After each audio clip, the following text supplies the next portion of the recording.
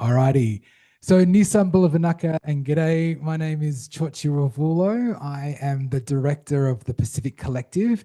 Thank you so much, everyone that's online, that's joining us at the moment, and for our colleagues in the room here in Susan Wakeful Building, room 416. Today, we're in for a treat for our Pacific Collective public online seminar for the month of July. We're going to be having a Talanoa, a shared conversation, or a talk, sorry, a shared conversation around some of the work that's happening directly in the Pacific, including Vanuatu and the Solomon Islands. And as you can see, we're being recorded, which will be utilised for our YouTube page later on. Before I continue on, I would like to acknowledge the traditional owners of the lands in which we're gathered, which are the Gadigal people of the Eora Nation, and pay my respects to elders past and present. To also acknowledge that these lands are still considered stolen as sovereignty was never ceded. And to further reiterate an ongoing commitment to work collaboratively with First Nations communities. It's NAIDOC Week. Happy NAIDOC Week, everybody. NAIDOC Week is such an important event. It should be more than just a week. It's where nationally we celebrate the achievements of First Nations communities here in Australia. And yesterday, the University of Sydney put out an awesome 21-minute video that showcases our students and colleagues, communities and elders and their contributions to the university and beyond. This includes Professor Jacqueline Troy, that's actually up on the screen at the moment. Hi, Jackie. Her profile is in the video too, and again, celebrates the way in which the university is the university because of its contributions from First Nations communities. In the 2032 strategy, we are keen to ensure that First Nations knowledges are privileged and practiced. And so really that's on all of us, especially non-First Nations people in Australia, to do that in a way that is helpful, that is collective and collaborative. So thank you everyone for being here. So excited that we're actually able to have this conversation. And as I said in some of our advertisements for today's public online seminar, we've had the privilege of hosting 15 fellows, Pacific fellows from Vanuatu and the Solomon Islands. And up with me up the front are 4 of those 15. And what we're going to do, we're literally going to have a Talanoa where we're going to talk about different elements of the work that's associated with their involvement in this initiative, but also just openly talk about some of those particular areas of the impacts associated with the work as well. Our guests don't know the questions that I'm about to ask. So before we formally start, big round of applause for our Talanoa members. And I'm going to sit down now. And so I'm going to ask the first question. The first question is, what is your name? Where are you from? Including your affiliation and country. And one thing that you can't live without. So name, where are you from? So affiliation and country. And one thing that you can't live without. Naka.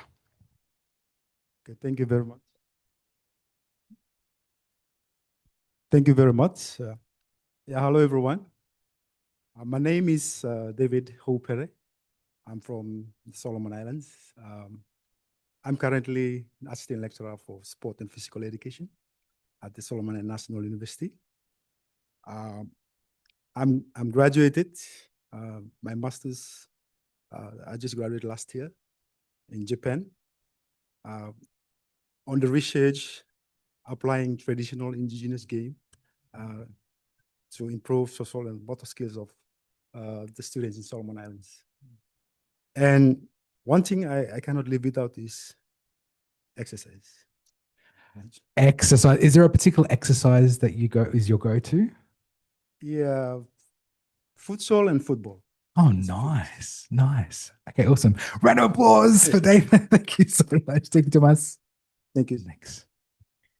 Hello, everyone. My name is Femina Iabora, and I'm from the Solomon Islands. I also work at the Solomon Islands National University. I'm an assistant lecturer at the School of Business and Management. That's under the Faculty of Business and Tourism Studies. Yes, and in terms of what I can't live without, I'd say water. I can go without food, but water. So you can see me here. I also brought water. Yeah, that's about me. Thank you. Awesome. Round of applause. Hello, everyone. My name is Gibson Ala.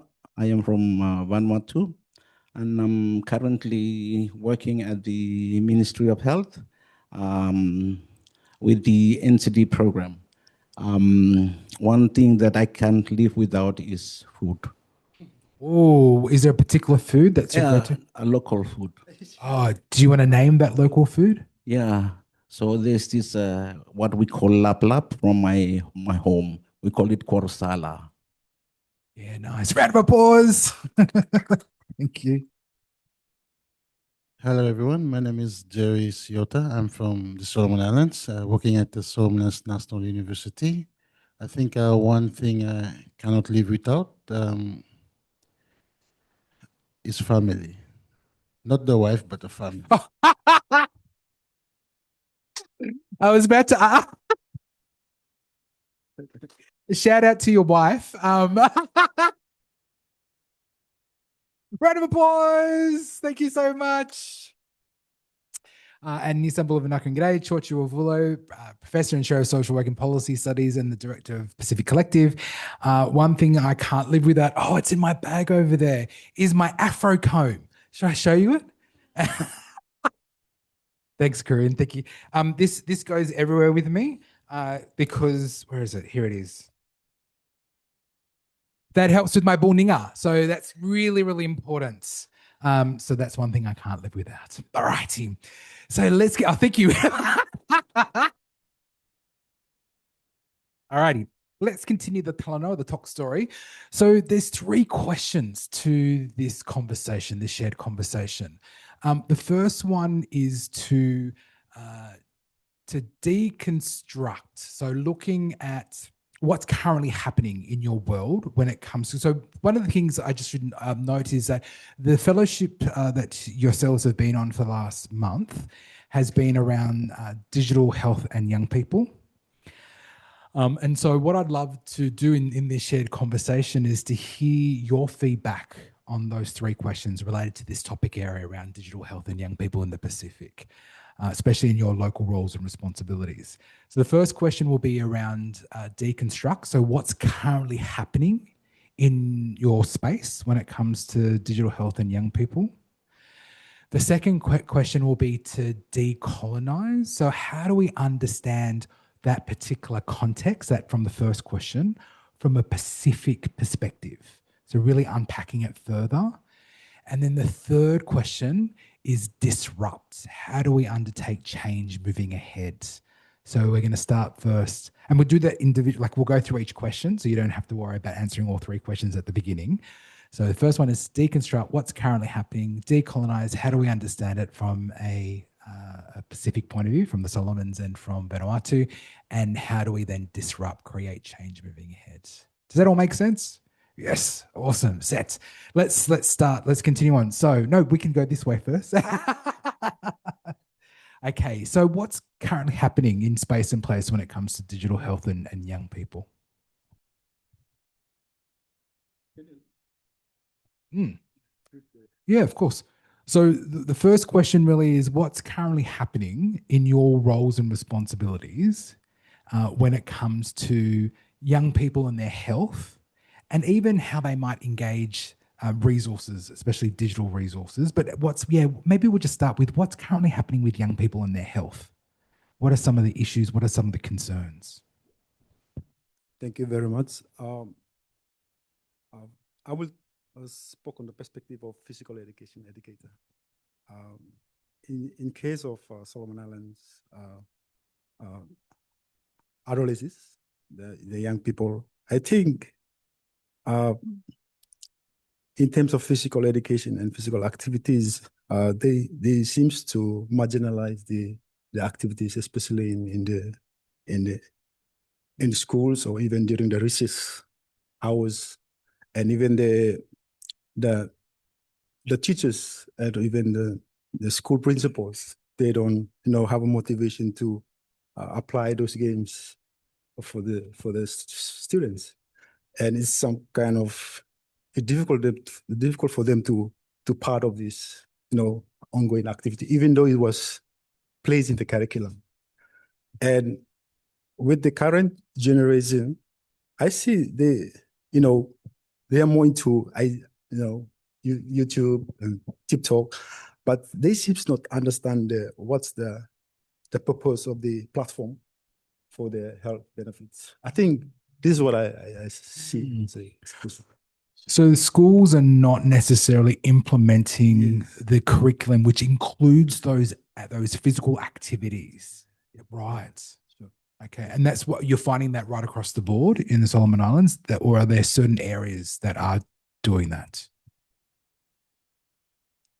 I think more or less across the board. I think what in the space where I'm working in, especially because I was previously a high school teacher before I came to become a lecturer.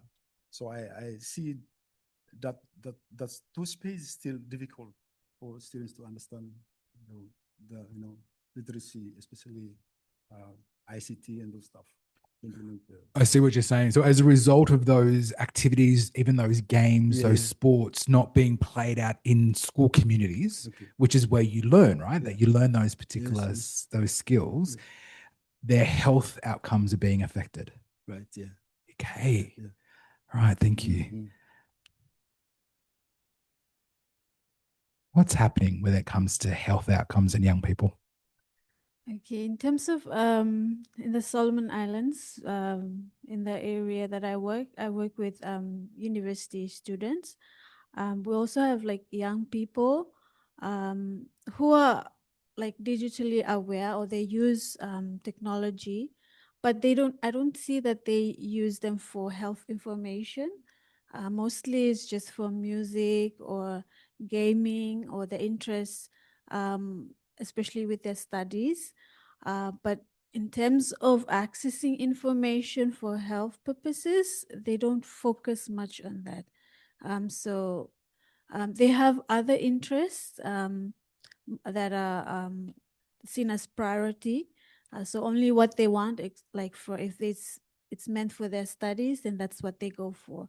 But in terms of digital health, it's a new thing, I think, for our context, that I see that it's an opportunity where we can tap into to help young people to be more aware of their health and how they can access information, important information.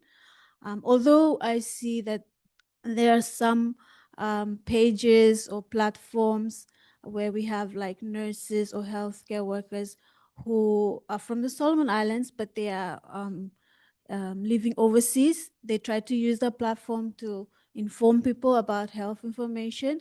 I'm not sure if a lot of young people interested in that. Like, it's mostly like the adults or people within the age group of the person who is running the platform. Yeah.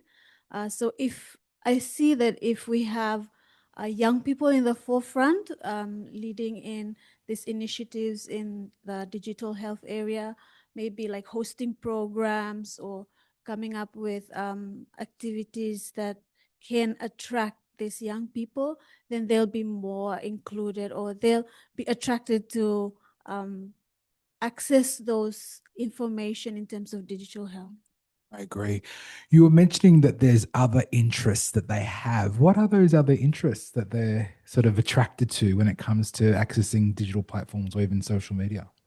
So mostly it's just a social, like for TikTok, Facebook. In the Solomon Islands, Facebook is more famous, the Facebook platform, and TikTok.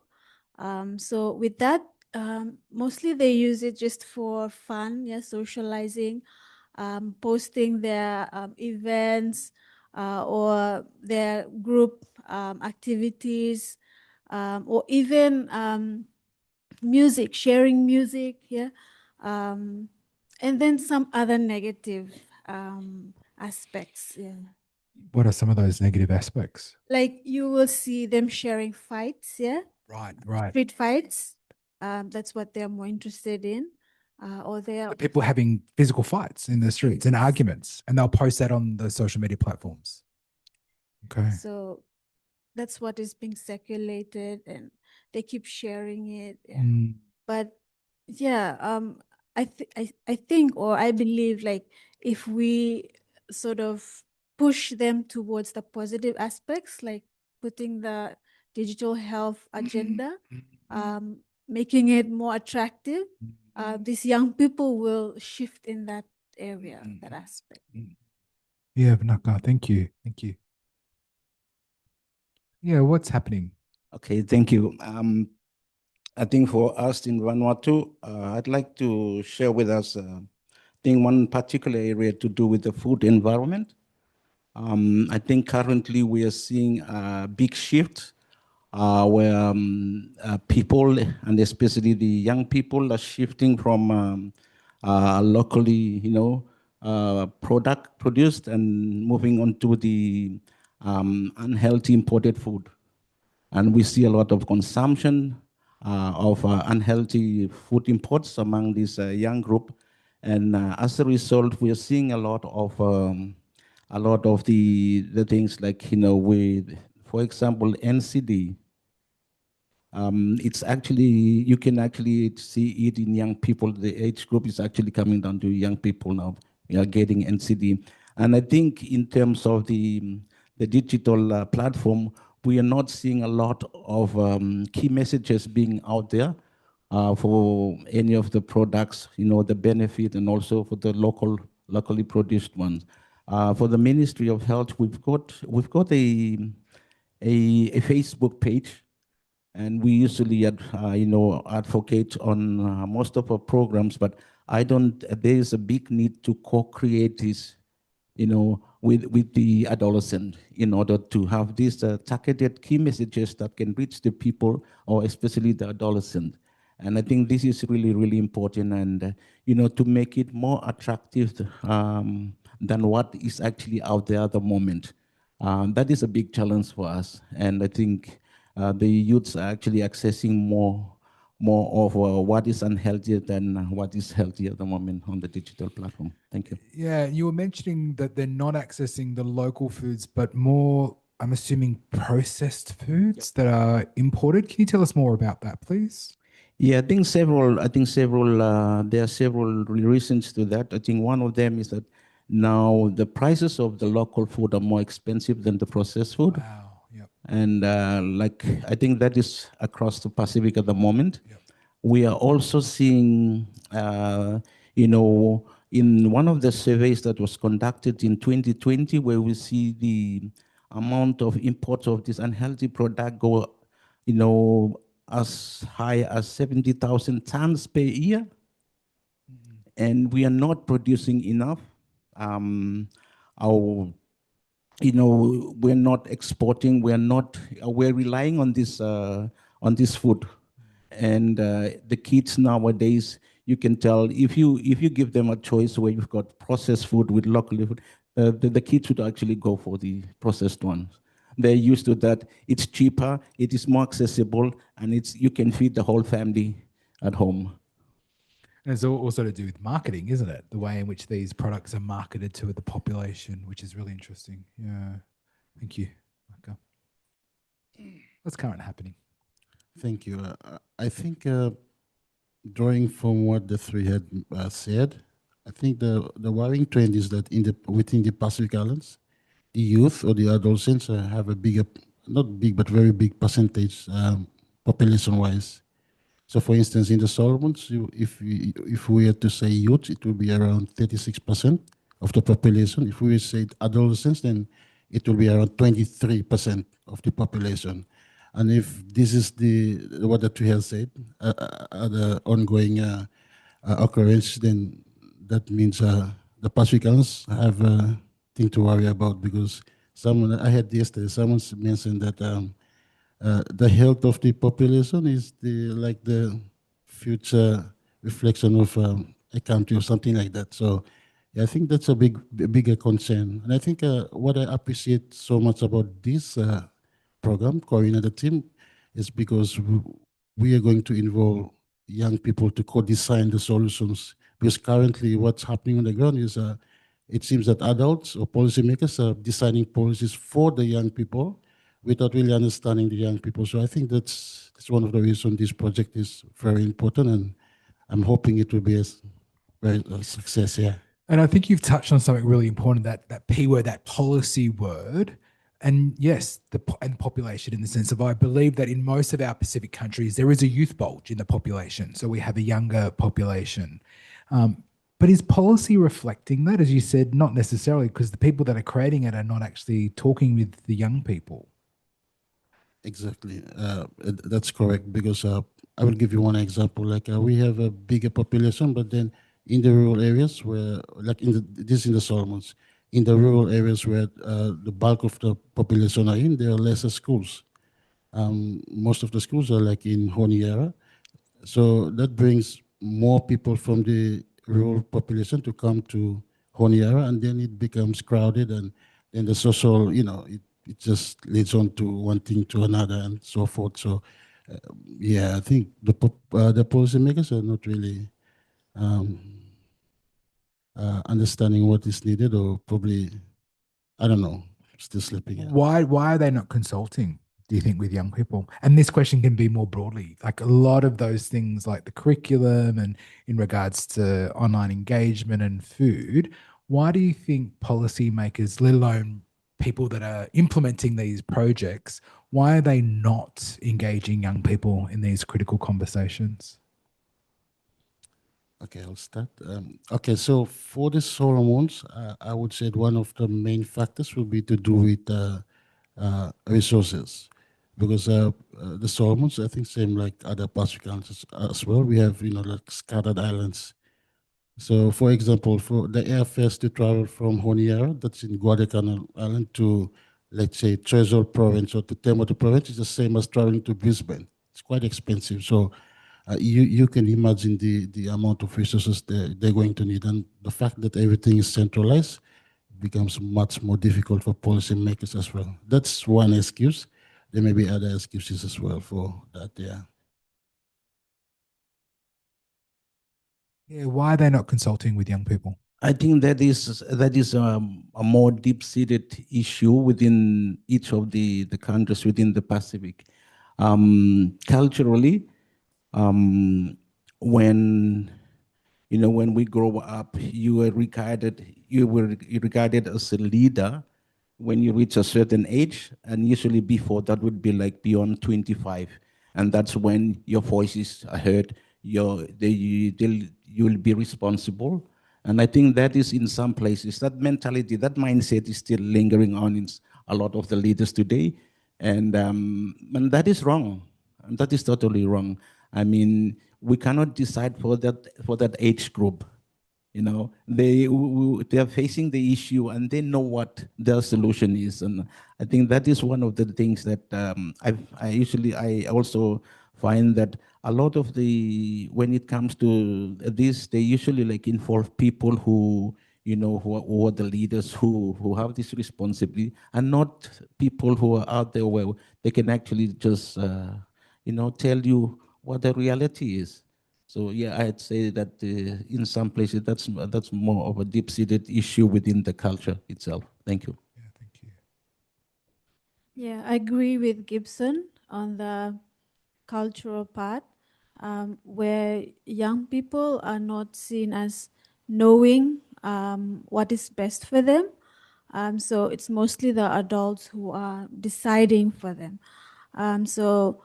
In terms of looking at the policymakers' perspectives, I think we are yet to reach the stage of the co-designing to involve young people. Like for me, when I came to this fellowship program, is the first time I've heard of co-designing, and it opened my eyes, and I've learned a lot. The importance of co-designing and involving the beneficiaries in co-designing as well. So I see that there's a need for improvement in our country in terms of policymakers having that perspective to include beneficiaries in co-designing. So if we're focusing on adolescents or young people and their health, it's important to also include them as a stakeholder to understand their experiences and then create policies that are relevant and beneficial to them as well. So I see that, yeah, for us, we need to get to that stage, and our work here or the impact is for us to go back and share this with our colleagues. I see that it will take time, but it's important that there is awareness reaching that level of our policymakers as well to go in this direction. And that is being inclusive in enabling there is wider consultation with stakeholders to ensure we have the right policies that can affect or bring positive outcomes for the young people especially. So we are yet to reach that stage like you are having here in Australia, but it's a work in progress, I would say. It doesn't have to be perfect, like I heard in one of the sessions we attended. We just have to make a start. So this is a start for us, for the way I see it. And then in the future, I know there'll be a lot of progress if we make more awareness about this in design or method for designing policies, including all stakeholders. So yes, that is one of the challenges where there's a lack of awareness for policy. The actual approach. Yeah, thank you. Method, yeah. Thank you. Okay, thank you. For me, I will talk, share in terms of from teachers' perspective and working with the Ministry of Education. And we have a few teachers here, so they will agree with me. The thing is, I see there's a policy that they implemented that has been put in the Education National as curriculum statement. But for implementation part of it is very difficult because it's come back to, I think, the cultural attributes and the mindset of the leaders. Sometimes they need money to drive those things, to, implement those policies. Monies to support the policy or monies to the individual to do the policy? To support individual to implement the policies. Yes, yeah, yes. That's right. So for employment purposes. Yeah. So yeah, that's what and also in terms of physical education curriculum, this is what I see that in terms of professional development capacity of teachers. So I will look at the perspective of sending teachers for further training overseas. So sometimes I show that there are fundings coming in to send teachers, but most of the professional development was only for the examinable classes, not physical education. So it affects the capacity of teachers. So lack of professional development in physical education teachers, it affects the delivery of. Again, because they're trained in a way that doesn't encourage them to implement the curriculum with the physical activities. Yeah. Okay. Great. Thank you. We're now going to go on to our second formal question, which is around understanding this from a Pacific point of view. So we're going to decolonize what you had just said. And Gibson, you started on the cultural context. I might go back to you actually. So with what you've just shared in regards to those particular issues and concerns and the context associated with digital health in young people, how can we understand this from a Pacific point of view? How do we understand this from a cultural point of view? Now, you talked about age and respect of age. Are there other ways in which maybe the idea of not valuing our cultural traditional foods, why is that happening? Why do you think that's occurring? Yeah, I think one of the things that I think while I'm addressing or saying this, that this is one of the main reason. I can see a lot of changes now like happening. We've got new leaders who are young people, but it's like slowly developing. And I think one of the things that really influenced the way or what the environment is at the moment is I think, you know, we tend to adopt more of the Western influence, and I think we actually devalued what we have. Yes. And I think several issues might, I mean, several factors might come into play in that, I think, because we are educated more in the Western style of education and not in our local way of educating. A lot of people are actually moving into town, looking for jobs, for a better family, you know, and you know, and we have a lot of these things where that is imposed on us, telling us that that is wrong, this is right, and so that actually builds, that actually changes the environment. And when you have an environment that is supportive of those ideology, then you will actually see that it will change really, really fast.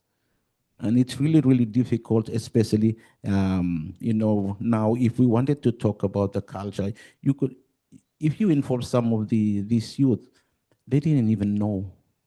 Just to say they didn't even know how to speak in their own language, for one. Or they didn't even know, you know, who their relatives are. And this is really worrying. I mean, and I think part, like I said, education, the lack of parents passing on that to the children is one of them. We see a lot of these, you know, the parents who are talking to their children, teaching them to speak only English and not their mother tongue. Because in order for them to be successful in school, you have to be very good in your English. And I think that is a big shift for us at the moment. And we see as being successful is being educated. But we've got land. We inherited a lot of our land. And we didn't see that as something that is value adding to us. I think that is a total shift in terms of what we would, well, what had been taught to our ancestors, like in terms of the sandalwood traders, you know, the churches coming in and the education system comes in. And I think they didn't, like we said, they didn't like co-design how we're gonna like live our lives. They actually push outside and say that this is the right way and your ways is wrong. And so I think that is what we are facing at the moment. We are losing a lot of these things. Yeah, and even those traditional knowledges on growing local products, right? The food and the vegetation stuff. That's And I think one of the things that we saw coming out, we are actually in the most disaster-prone country in the world also. And when we, you know, the preservation techniques for our local food, you know, after the disaster strikes, we realized that we didn't have the skills to preserve our food. Yeah. And that is really worrying because, you know, now we tend to be exposed to unhealthy products. That is more accessible within us. And then you have NCD, which is actually the top killer in the country at the moment. Yep. Yep. Thanks, Gibson. Others in regards to, from a cultural point of view, what's happening from what you've shared? So how do we understand the problems that you talked about before from a Pacific perspective? Yes, so in terms of like what Gibson mentioned, the food, the local food, they are not being seen as attractive compared to the processed food. So kids nowadays, back in the Solomon Islands, or the young people, it's in terms of the taste, it's much better in terms of the processed food. It's cheaper. There are colorful packaging, which is attractive, and there are plenty variety, yeah? And it's easily accessible compared to the local food that you have to get from the market, and they're not readily available.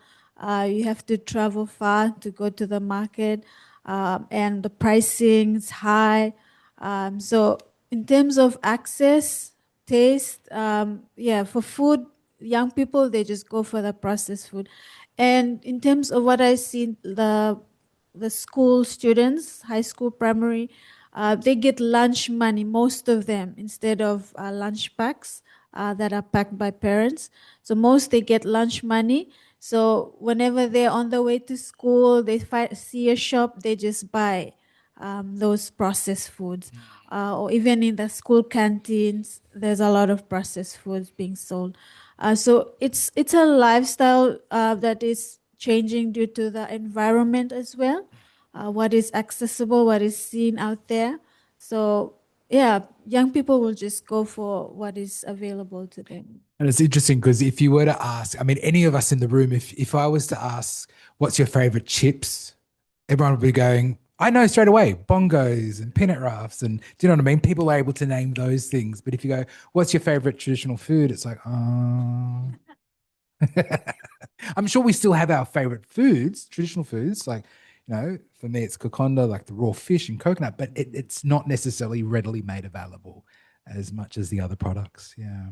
And at a very young age, young people are introduced to ultra processed food, so their palate are accustomed to that. Yes. Yeah. Yeah. So they become social. When they grow up, you want to introduce local food, it's a bit difficult. Yes. Yeah. Yes. Thank you.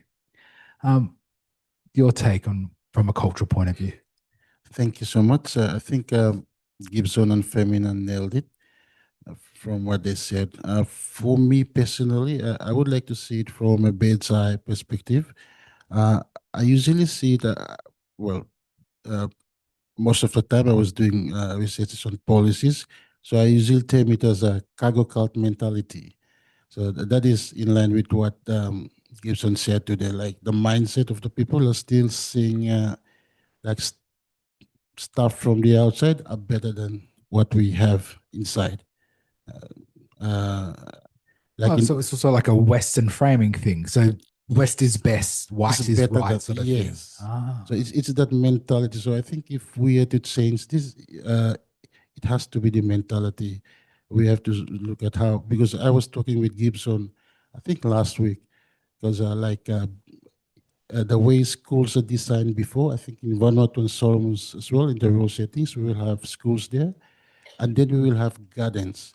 So that means the students, after classes, they will go to the gardens, and they will, you know, what do you call, plow the gardens, and then those food will be what they will eat, and then that will be like exercise as well, because for us, gym will be expensive.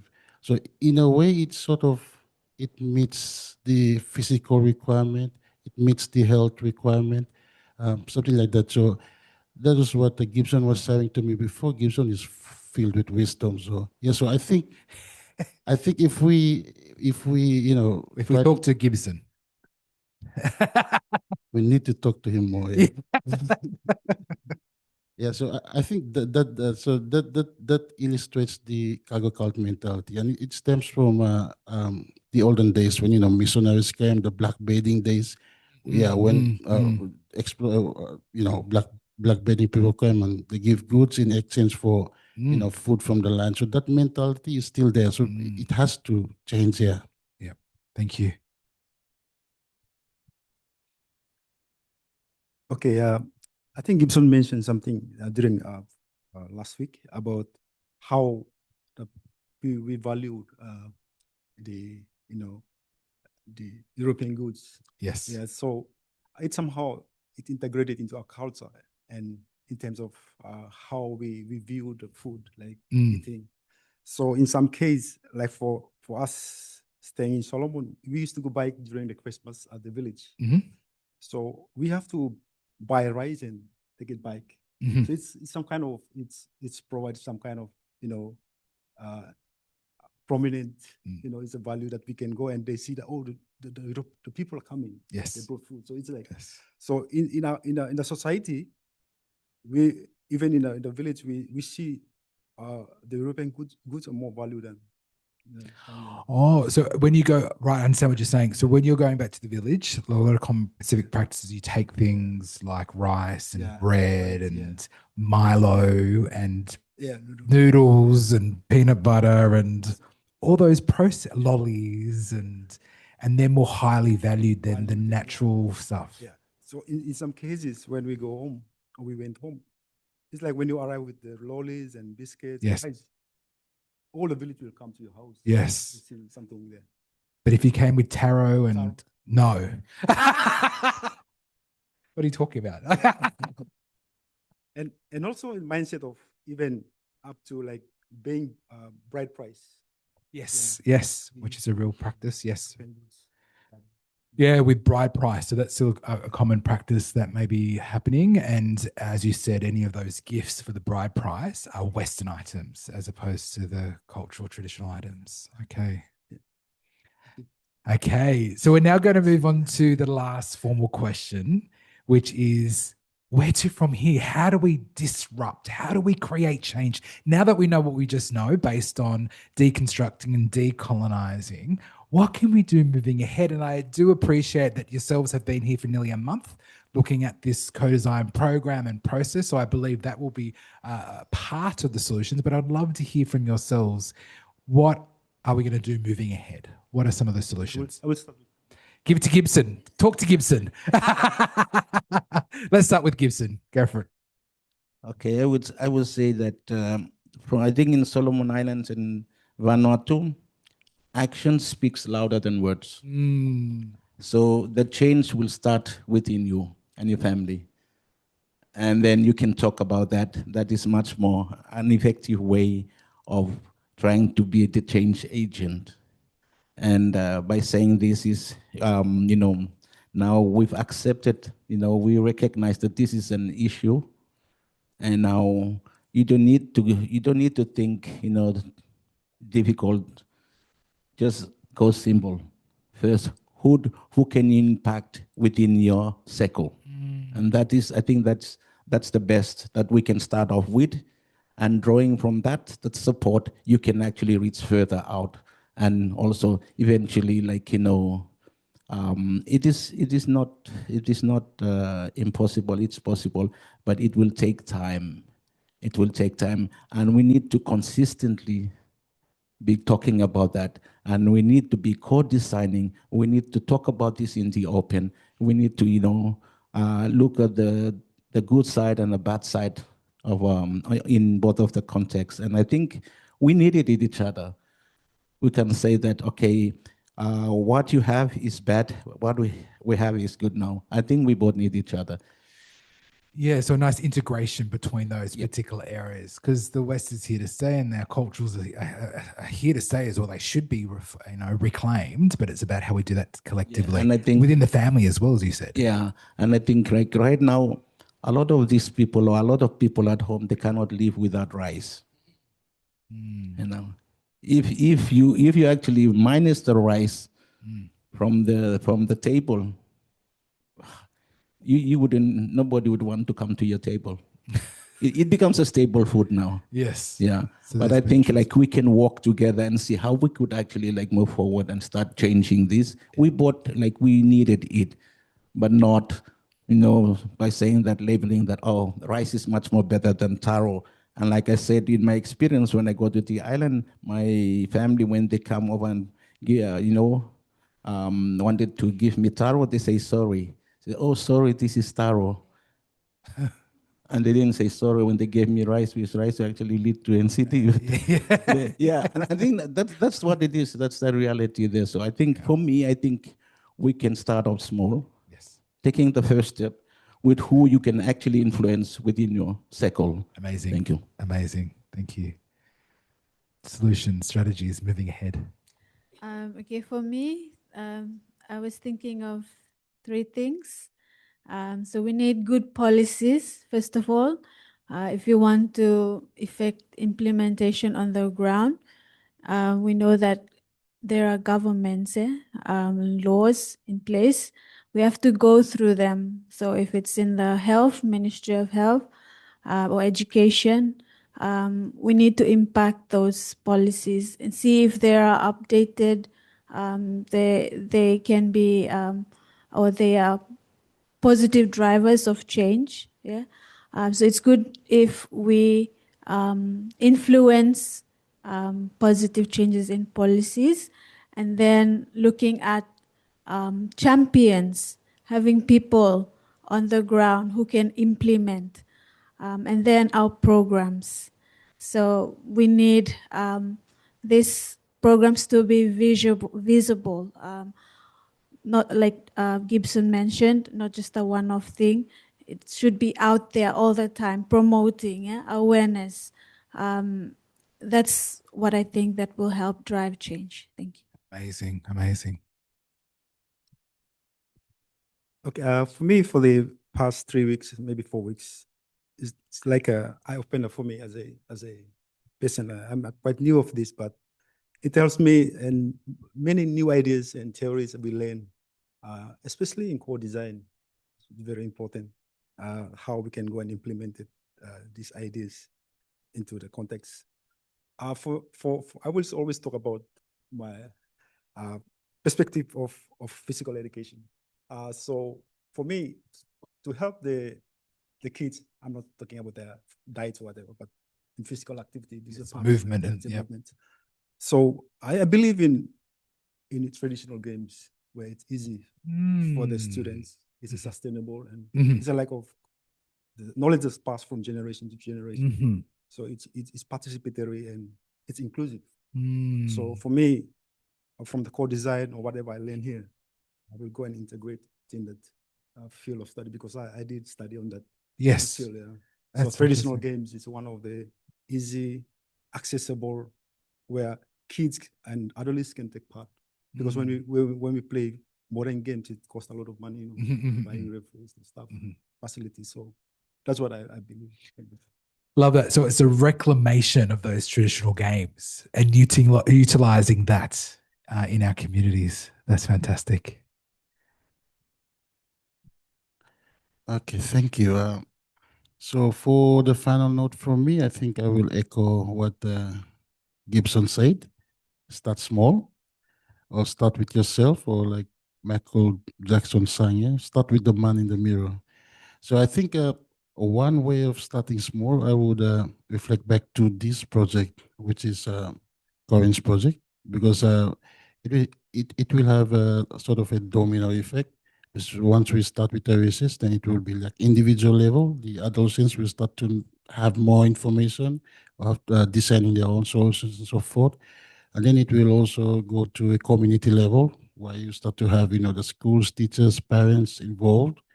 And then to institutional level as well, probably influence the curriculum and so forth. And then to the national level, which is the policy-wise. And I think one of the biggest issues with most of our Pacific countries will be funding.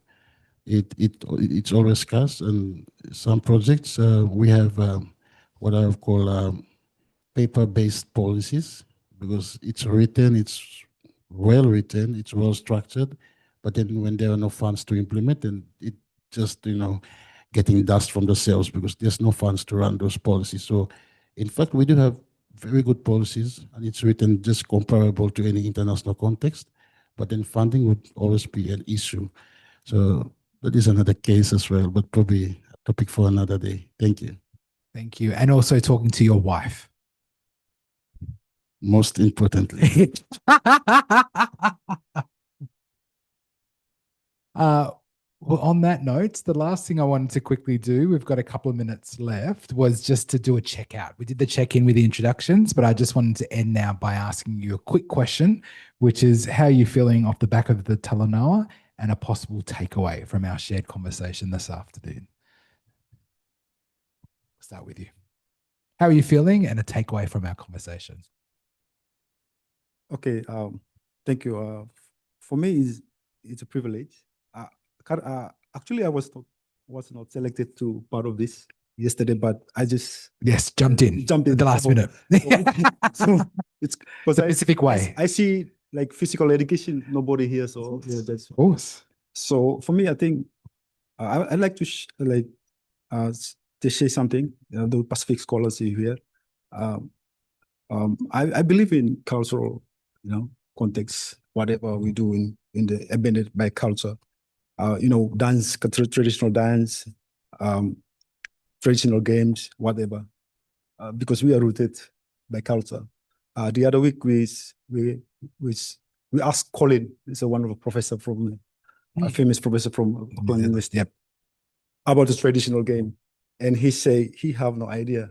There is no study that took take place. So he reversed that to us, me and Patrick, that we go back and try to do research and finding about traditional game, how it has an impact on the generation or adolescents. So for me, I want to encourage all of us, even though you are specialized in different field, whatever field, technology or science, but always be cautious about the health. And health is not only run, joke, whatever, but it's something that you can do at your home, where at least you move or dance or whatever. It's part of exercise, part of the health. Thank you, that's all. Round of applause. Okay, I feel like we've unpacked a lot of experiences and information throughout this Talanoa. Thank you, Jioji, for hosting us. Yes, and the feeling that I'm having now is one of hope. Yes, like although there are many challenges that we've shared, but there is hope that we can progress from here. And then what I would take away from this is the importance of co-designing to context. So networking, working together with stakeholders, creating the best programs or initiatives to get the best outcomes for the local context. Because for some of our people, if they see something that is foreign, they're not easily adaptable or acceptable to it. So the concept of co-designing with the context is very important that I would take away. Thank you. Thank you, Tomas. Round of applause. Yeah, thank you so much. I think this session had actually, like Femina said, had brought about lots of ideas, and I think it's friendly to us. This is what we do back home. I know sit around in circles, just talk around things. But one of the things that that I find really helpful is that at the end of the session, someone has to anchor it down, so that we all walk away with something that is, everyone understood, and with that. So for me, I usually, tell my friend here, Stanley, a lot. I say that there are lots of ways of how to arrive at the destination. My granddad told me that, if the overall picture we want to see is 10, you might be a 4 plus 6, you might be a 5 plus 5, you might be a 1 plus 9. Diversity is really important too, but make sure you arrive at the 10. So I think we all have different ways of getting there, and we need to value that, but we should arrive at what we were discussing today, and that is actually to recognize what we've been talking about today. Thank you. Love that. Round of applause. Maka. We definitely need to talk to you more, Gibson. Thank you, Jioji. Actually, I feel really good after this session. And I think it aligns well with what we've been going through Wow, it's been 1 month. It's 4 weeks. I think the power of collaboration and the power of multidisciplinary research. I think that's quite new. So back at the university, we would like, okay, if you faculty of business, you focus on this. If you faculty of health, but then we come here, we learn a whole new dimension or a whole new angle to how we should view research. So yeah, I think that's a very massive takeaway Vinaka Vakalevu. Round of applause and continual applause for our amazing panel and our Talanoa for the Pacific Collective online public seminar. Thank you so much, everyone, for joining us for July. This will be on our YouTube channel, so please check it out if you'd like to relive the amazing conversation that we just had. But thank you again to our Pacific Fellows that have been here for the last month. Round of applause to our members, the Fellows, and also to Professor Corinne Ko for your support of today as well as Charlene. Thank you so much as well. Thank you, everyone. See you later. Bye. Thank you, everyone online as well. Thank you, everyone.